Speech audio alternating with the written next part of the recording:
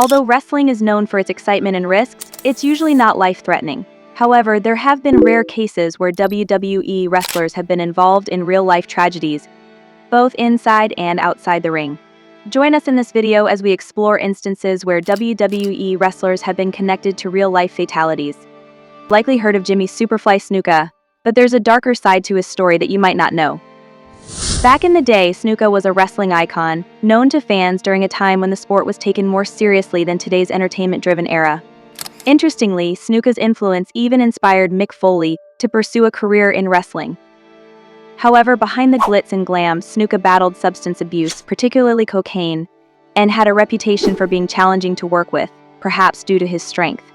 He often traveled with a woman named Nancy Argentino, whom he was reportedly dating, despite being married to another woman. Their relationship was marred by rumors of domestic abuse. Tragically, in May 1983, Nancy died under suspicious circumstances after an event in Allentown. While police initially investigated, no charges were filed against Snuka. However, Nancy's family later sued Snuka, winning a settlement that was never paid.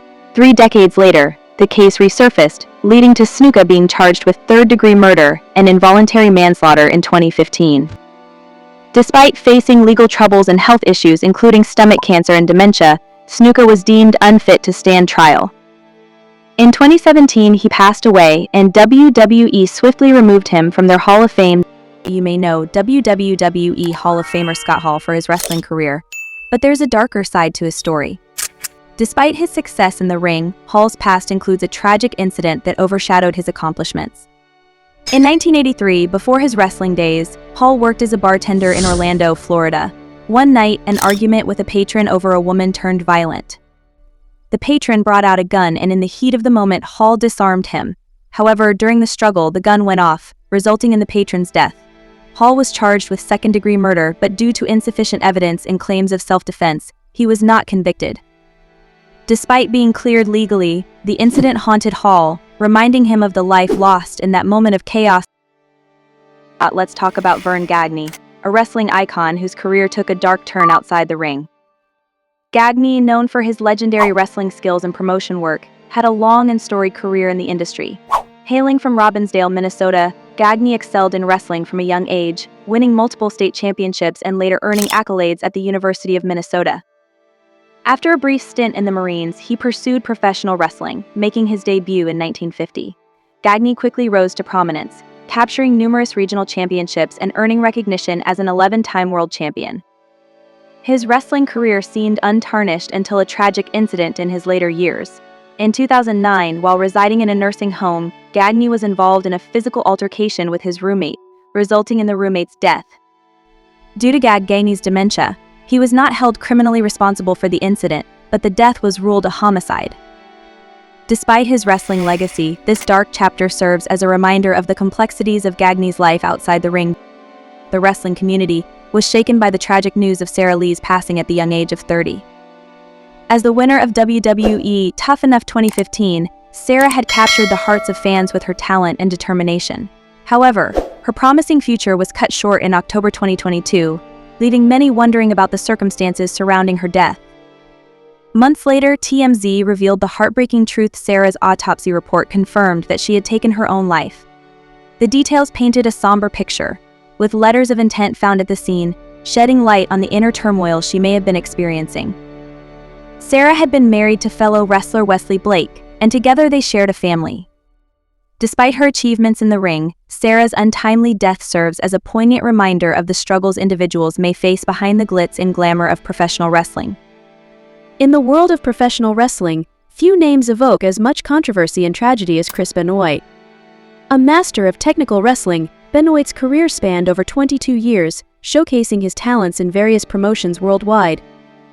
Born on May 21, 1967, in Canada, Benoit's prowess in the ring earned him accolades and respect, with inductions into multiple Hall of Fames. However, Benoit's legacy took a dark turn with the shocking murder-suicide that rocked the wrestling community. Scheduled to wrestle on a WWE pay-per-view, Benoit's sudden disappearance was followed by devastating news he had taken the lives of his wife, Nancy, and their son, Daniel, before ending his own life. The details were grim, with Nancy being tied up and Daniel drugged before their tragic deaths. The aftermath of the incident revealed unsettling truths about Benoit's life, including his use of illegal medications and potential brain trauma from repeated concussions. Tests on his brain showed severe damage, akin to that of an Alzheimer's patient, raising questions about the impact of his wrestling career on his mental health. In the wake of the tragedy, WWE distanced itself from Benoit, erasing his presence from their records and programming.